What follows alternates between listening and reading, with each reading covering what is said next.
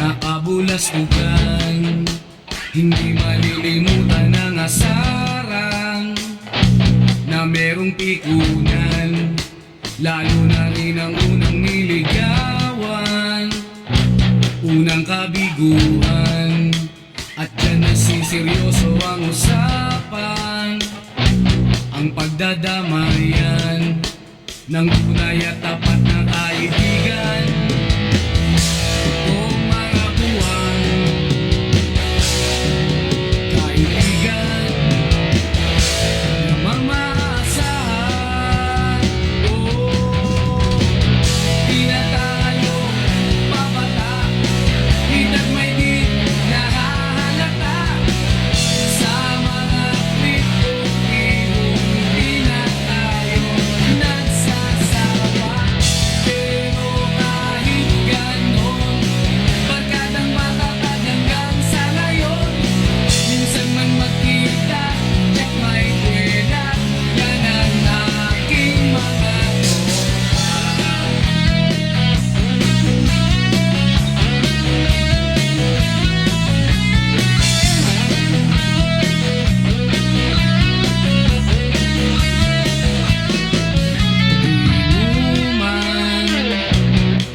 Magdamagan, minsan inaabot pa ng ayaan, na kung saan-saan, na para bang walang kinabukasan at kahantungan, at na nasiseryoso ang usapan, ang pagpapayuhan ng tunay at tapat na kaibigan.